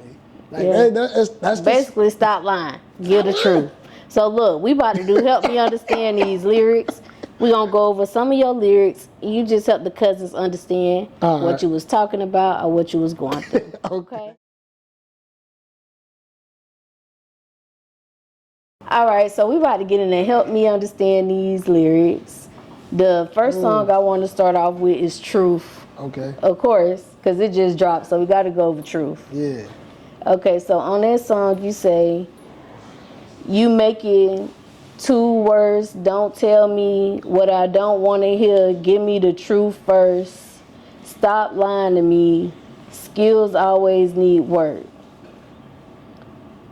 Yeah. Do what the truth hurts. God damn, I'm sounding slow. No, it's all right. Skills Okay, always I need go, work. Give cousin. me the truth, yo. Stop lying to me. Do what if the truth hurts, give me the real, bro, stop lying to me. Okay. Yeah. Okay. Yeah. And again, cousins, I do apologize because I done hit that goddamn weed when we went on break. Yeah. But I'm right back here. So It's all good. what happened, cuz did somebody lie to you? Because the song was definitely about lying. Like, Yeah. what happened with that? Well, you know, I have my fair share of the things not being the truth being told to me. But them lyrics really came from with me getting that and not understanding on how important the truth was. I wrote that song a while ago. I think I wrote that song probably at the beginning of 2003. That was like one of the first songs I wrote. Yeah, I wrote that song a minute ago. And I did the song that year. But it really was like me jumping out of like stuff that I was holding back. And then I thought about, damn, just imagine how many people dealing with this shit. I mean, going through it. So, you know, what was important to me is showing that vulnerable side, that side that, all right, goddamn, I can still be me and give my future fans something to connect to. So, you know, that helped me come out of my shell because I had been lied to. And I had been like, damn, let me tell him this so I can see how it work out for me. Instead of like, damn, let's get this shit together. So there was a lot. And then it was like, damn, how many individuals went through some shit that I ain't never experienced that haven't had the opportunity to talk about it or stayed in their shell and not said shit. So Right. everything was dialed in with that. I wrote that hook first. I had that hook done in no time. I don't know how quick it was, but it was fast. The verses to it, because everything got to match with me. Everything got to line up. And the way my lyrics is with every song, It's a beginning to end. You know, everything has to be coordinated. First verse, second verse got to match the first verse, third verse got to match the second and first verse. So, yeah, that took time for a reason. Yeah. And it was from here. It was deeply from here. Okay. So since the song is called True, what's the most ridiculous lie somebody ever told you? Lying for no goddamn reason. Just lying, just a lie. For no Just done damn- made up some bullshit. No reason. Like, man, I hate to put this individual on the spot. I'm not going to say a name, though. This individual said, I want to be somewhere else. But I don't want this person to know where I'm actually in. And there was no reason to tell them Why You somewhere yeah, else. Yeah. motherfucker, you want him to know you get money. You know what I mean? That was like one of the most ridiculous. He gonna be mad at me because we still friends, but you know what I'm talking about. Yeah. Like, why the fuck wouldn't you want the person to know where you at? And it's a good reason for him to know where you at. That was like the most dumbest lie I ever fucking heard. Yeah, just lying for no reason. And needed me to help me. Yeah. Like, I don't want to fucking tell that lie. You gotta say I was here. Yo, I'm with you. Oh, God. I allow this shit. All right. So you also say mental program is easily defeated. Crock is trying to change what we believe in. Twist something. Twist some things. You getting it? You getting it? Okay, I'm straight up. All even leave me out your shoes when you speaking. Yeah. Twist me. Say it so they can know how it go. Mental program easily is defeated. Crook is trying to change what we believe in. Twisting things, I'm straight all leaving. Leave me out your shoes when you speaking. Oh, okay. Twisting things. I don't Twisting know. I thought it things. said twisting something. Like, okay, see, that's why I do help me understand these lyrics so I can understand. I meant to tell you too. Like they actually put the lyrics on it. So when you go on Apple Music and you know how you can hit like. I ain't see your lyrics. I be looking for lyrics. Yeah, they on there and they on like the Lyric Genius and all that cool ass shit. Okay. But this song actually just came out, so you probably ain't see it yet. Yeah, it wasn't even released, so that is true. That is true. You only got a little taste of, cause you just seen this all this today, right? Mm-hmm. Yeah. So I don't know if everything fell through. He been posted at the release. Mm-hmm. Them lyrics right there is. The part where you say mentally defeated, like. That part, what that shit look like? Crock mentally defeated, like what that look like? Well, that part wasn't towards me. It was towards the our people that's programmed that don't know the stuff ain't everything belong to us. Okay. And it's not, and I can't even blame them. Like a lot of our elders. They only can teach us, well, we mentioned that earlier, they only can teach us what they know. So they like a victim to what they programmed it to be. Mm-hmm. You know what I mean? Yeah. They don't, you like hitting information. Mm-hmm. You know, there's a lot of older individuals that don't even know that they can, like, if you nationalize yourself, you're not a victim of them. Yeah. And now you're in position to actually have what's supposed to be yours, and that's a whole nother conversation. Yeah. But that's like one of the key things. See, that's why I say that do remind me of Nas a little bit, like. Get all that. Because that's the kind of stuff. And he an individual, like my favorite rappers, I just don't listen to their music. I listen to them talk too. Mm-hmm. So I watch the interviews that they on. So like Kiss, I've been watching Kiss forever. So I watched him being, you know what I mean, that same young talking that crazy stuff that I used to talk until what he became now. And he provide that entrepreneurship. Mm-hmm. You can actually see, you can witness it. Same way with Nas, man. Yeah. You know, like the way he is. So with those lyrics is so the like you and whoever else can ask those kind of questions and I can give them the answers. Or really do their homework, like, hold the hell up. Yeah, man, I found out this. I did my history on such and such. Because they don't think we gonna figure it out. We know what we supposed to know. They don't want us to know about it. And shoot, a lot of times we give them that power and prove them right. Yeah. Because we don't do what we supposed to do. So that's why I talk about it, man. Have your mind frame always been like that, or was it like you just got that thought process later on in life? I had to grow to that. It took maturity. And I had to mature, not only mentally wise, but as a person, and I had to have the understanding.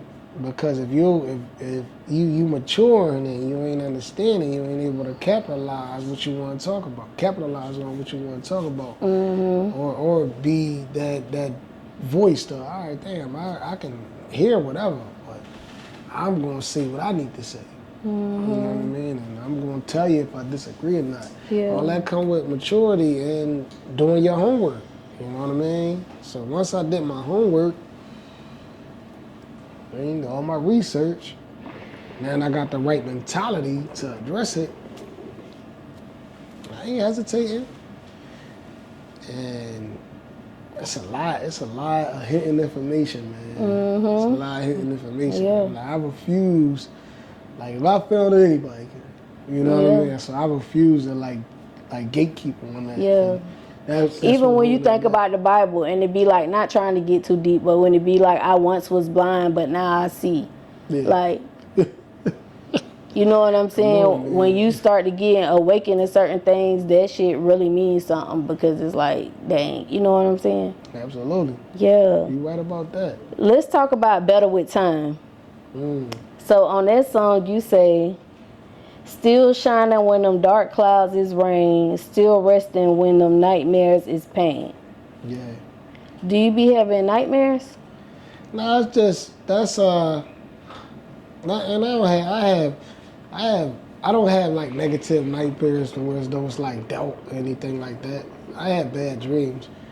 Those lyrics and words is that has something to do with the no worry policy that I always address, and I share that with the audience, because when like we can have whatever we have, it's what we do about it or what we do with it. What bad dream you had? One, because you said bad dreams. Just tell us like one, like what kind of bad dreams? I haven't had bad dreams and every shit falling apart that I built. You know what I mean? Yeah. All this negativity coming my way. I done had dreams of something happening to me, all kinds of shit. Yeah. What I capitalized from that is doing what I was chosen to do. Right. You And said that's you not chose letting that it, shit cousin. distract me. Yeah, hell yeah. So, like the song ain't like it ain't meant to be derogatory because of some of the shit that I say that's bad. Yeah. Nah, Bad I dreams. just took it. Nah, I don't take it like that. That made me feel the song even more, because it made me feel like you're really talking about something that you went through, or just your life in general, versus just some shit you just wrote up to make a song. So Facts. yeah, it made me want to get more in tune with the artist of the song. That's dope. That's dope. Definitely. That's exactly what it's supposed to do. Like that's my intentions. I'm like, let's get somebody, because we all gonna deal with some dark shit, but what we do about it matters. You know what I mean? So that be it. Like the story, my storytelling, everything is gonna end with motivation, like that push. That was like, damn, I got through that. You get through anything. You know what I mean? Yeah. So also in that song, you say, physically fit, them young years left and came, still mature in the mind, getting better with time. Absolutely. So right now, you be on social media, right? You got to, because you're an artist. Yeah. So on social media, it was some going around saying YNs this age, Big Bro this age, Aunt this age, and what was the last one? Old Head this age. You seen that post? Yeah, I seen and it had the ages. Yeah. So would you consider yourself a Big Bro, a Unc, or an Old Head? I would just consider myself as being older individual to the young one, big brother to the young ones. You know what I mean? And I got nieces. Yeah. I definitely got nieces. And You think you made it to Unc stage yet? I'm an OG. I made it there to the OG. You did say you was But an I OG. want see the key thing to that is you can't get beside yourself just because you're older than somebody. Like you know more than them. You know, like I listen. Oh, okay. Yeah, like when But we talk about age-wise, though. Yeah, that's just a number. It's just a number 2-digit number. Yeah. Hey, man. It's another fucking 2-digit number on that age. Come on, fucking. Nah, yeah. How old is you? Oh, shit. How old is you, Unc? Nigga, shut up. What you want? You want a blunt? Get your blunt. You know your old ass ain't, your young ass ain't supposed to be smoking anymore. Yeah. Now you flip the switch on them. Like, man, call me fucking Unc. Yeah. You don't abuse it, because, man, it's never 2-digit number. I'm your OG. Now, I be fucking with the young boys. Like, how old you think I am? And that Unc shit. Everybody do that. Our people, our ages, do that Unc shit. They see big fella right here, don't know how old he, and they'd be his age or older than him. Talking about your Unc. And he will be like, what, nigga? You look like you my age. Yeah. You know what I mean? My mother's just be abusing certain things. Yeah. Okay. So you also said, I'm grown as fuck, I'm wearing OG, my youngin' need a loud pack, but he know how to move low key. Yeah. Now that you're at the point where Crock on his OG shit, because you said, like, you said the OG part in there, like. Absolutely. For you, what does that look like? Well, the OG part is, where I'm at the maturity. I'm comfortable with my maturity level. Of course, I want to, keep enhancing and keep growing and continue on maturing. And, the part with the OG, with the young boy need a loud pack. Some individuals stuck in their ways, so I might have to help him out with what he familiar on with doing. He knowing what he got to do by all means to, feed his family or help with him to make a certain move. I don't condone it. Yeah. I'm like, yeah, look, I do whatever I can do to help you. I did say that. And it's not nothing that I would want to like promote, but I wanted everything to. I wanted it to be the reality, like with my music. It's like if it's going to be relatable, let's talk about something that everybody can get something from. So I don't support you out here selling drugs. Yeah. But I can't be completely against it neither. You know what I mean? Because you don't know the situation. You're right. Behind people's decisions. Yeah. The choices that they make. It may not be a good choice in other people's eyes, but right now they might got to do what they got to do to keep a roof over their head. Exactly. So that's why I said loud pack, because I'm like, all right, the closest thing about being the motherfucker selling some shit and not being judged by as weed, because everybody fucking smoke weed. Right. So let me just say loud pack. So loud Okay. pack. Okay. He had to do what he had to do because he's smoking, so why not do what you had to do that way? Because the people around you going to have it for the people around you as well. So instead of them going all the way to the dispensary, smart. they can get it from We ain't talking about them bricks, we talking about loud We packs. talking about loud packs. Yeah. Come from the earth. Yes, Lord. Okay, so what can the Cuzns expect from you this year? Consistency. Drops, singles, album. Got the Black Ownership album That should be dropping next month. Then I got like the way I did it. I got releases coming from different albums. So I got releases that been coming from the Black Ownership album, and then I have releases coming from the Black Queens album. So they can expect the albums back to back, because the singles been dropping back to back from both projects. Excuse me. And then they can expect the visuals. See, I like to have a specific song that's getting some real decent, you know what I mean, a real decent response, and then come out of nowhere with a video to it. So that's a sneak that I'm revealing now is Better With Time. Better With Time we shooting in June that you just mentioned. And I'm talking about, we have PDF files for our videos. That's how scripted and organized we is. Like everything that we do is scripted, is written. You gotta go over it and then take it from there. So everybody gotta work. The videographers, the interviewers, you know what I mean? The video promoters. scripted. Yeah, the video is So scripted it's on like, how it's this supposed to match person's the gonna visual. walk right here and do this. My line tone, like he gotta am I lying about the video script being scripted? Am I lying about the interviews being scripted? He has to, since he is in charge of the interviewing, he have to go through a shit line of notes. You know what I mean? And he improvises the way he wants to. But yo, you gotta go through this. Make sure you put Cuzns T in one of them videos. Man. Put this shooting up. You know what's crazy though, cuz? This goddamn dude don't have no freaking Instagram. Only got Facebook. Man, we gotta go through Okay, that's a what I'm hop, talking skip, about. and- You a ump back there. You got that He is Facebook. straight on. He is That's straight okay. on, bro.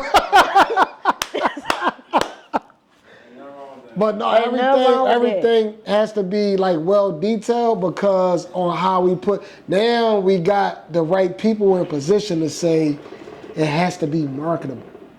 You can't just release any old video, put any visuals to what you're talking about with your kind of image. Y'all have a brand that y'all had to stand behind and the image that y'all have to represent.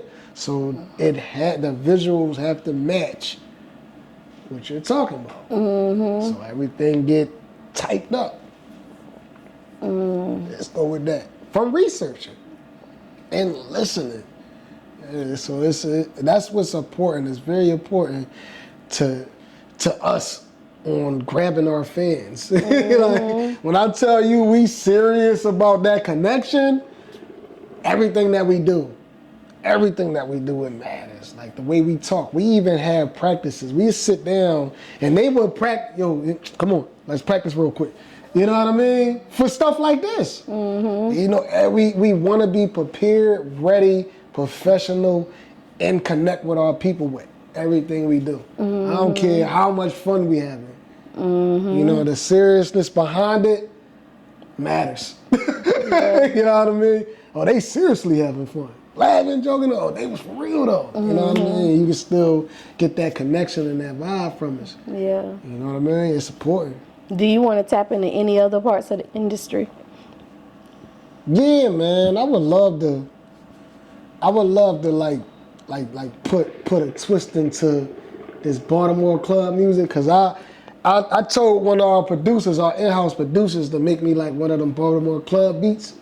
And I want to do... What's a Baltimore club beat? It's one of them, what would you call it? Like the house music that... Oh, yeah. You know, and all that crazy dancing thing. And I want to do me to it. I want to do some inspiration or something like that. Yeah. You know what I mean? Like, just so I can... I'm every woman. Yeah, and then, but that joint just be dropping.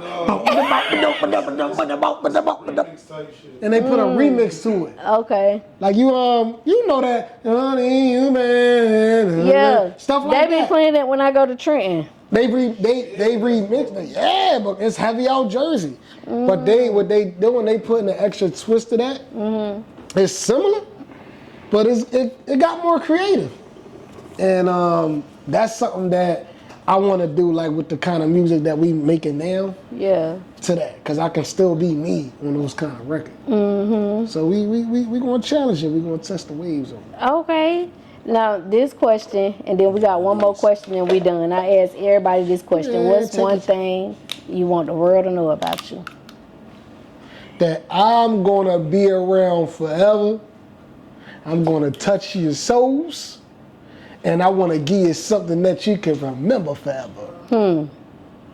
Something that you can think about, something that you can feel, something that you can talk about. Whole 9 yards. I want to be relevant forever. You know what I mean? Like I don't just want the history behind me. I want people to live that same history that they know about me. I want people to relive that forever. That's what I want. That's what I want to leave. Okay.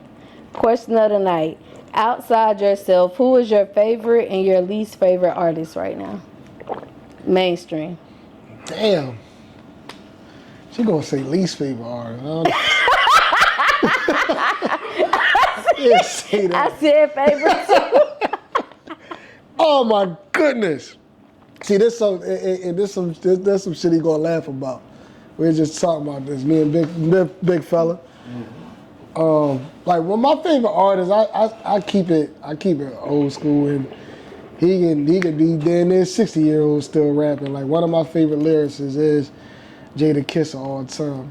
Yeah, but I like a lot of it, but that's always gonna be like Number one of one. my number one MCs is Kiss. My least favorite artist, shit. And not as a person, just like, nah, I ain't rocking with that music.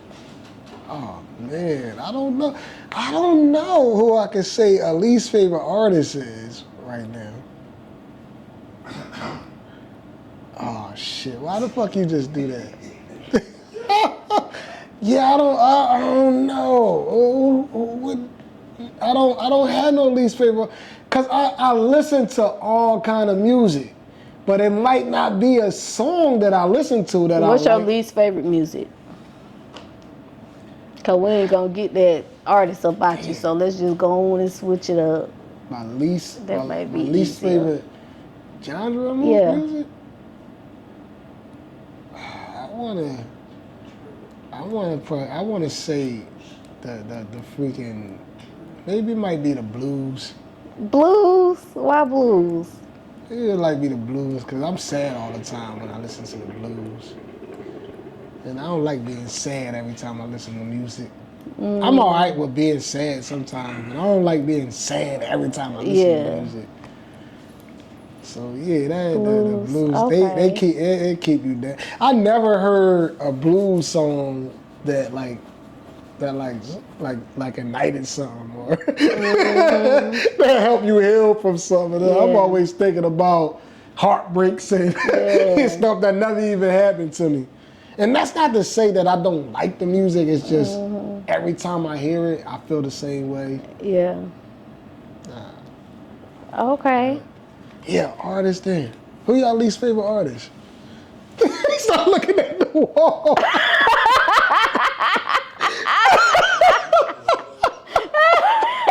He start yawning. He closed his eyes. Huh? That's your least favorite? No, I would. I said I thought he was gonna start. I said that's why I said. No, and I don't even. I see. And I can't say that because I don't listen to his music. So I'm like, it'll be wrong to mention somebody. Like you know that cat, and you don't even hear their music. You know what I mean? So And that's why the question was tough. Yeah. Because I'm used to how I listen to music. The way I listen to music, it just be Nas playlist. You know what I mean? DMX playlist, Jonah Lucas playlist, J. Cole playlist, Kendrick play, and that dumb people don't like. Ozzy don't come on a Kendrick Lamar playlist. Freaking Quilly Mills don't come on a Joyner Lucas playlist. You know what I mean? Cause I listen to them city dudes, but I guess it gotta be the mood that you in. Like a lot of times, I want to have the positive mindset. I don't want drift off and thinking about, you know what, he do owe me $20 after listening to Yeah. you owe me nothing, you owe me some money, pussy.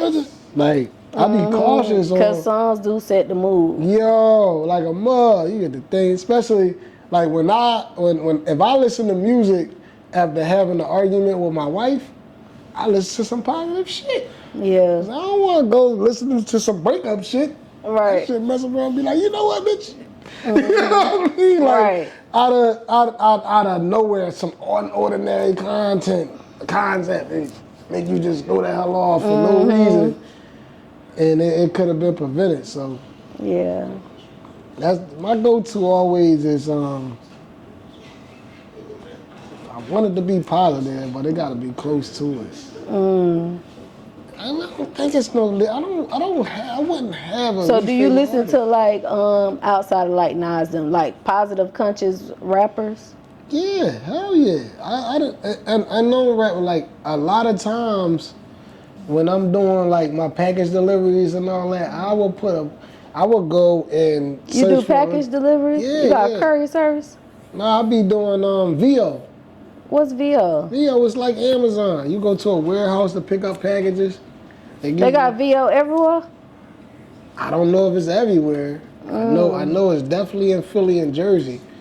And you work where you want. Like you. Oh, I'm gonna look up VO. I got a The routes sprinter that come out van. at 9 o'clock. Yeah.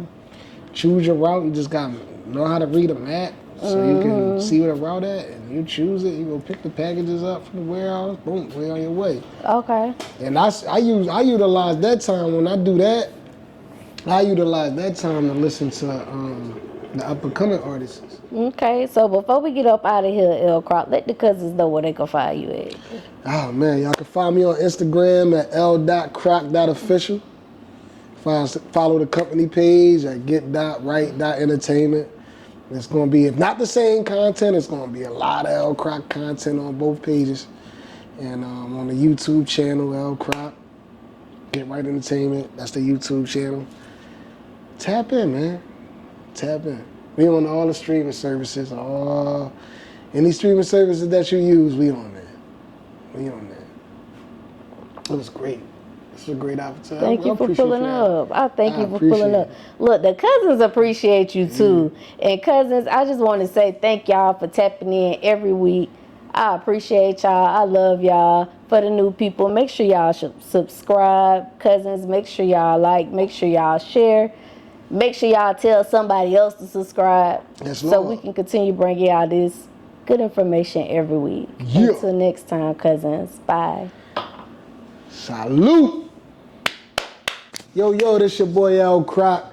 I was on today's podcast with Cousin T. Amazing experience. Warm welcome. We dived into some deep questions. And if you ever in Charlotte, man, this is a spot to come at. A spot that feels like home. And it's nothing but it's generosity here, man. So make sure y'all tap in with Cousin T podcast. Charlotte, North Carolina, baby. That's what you need to know.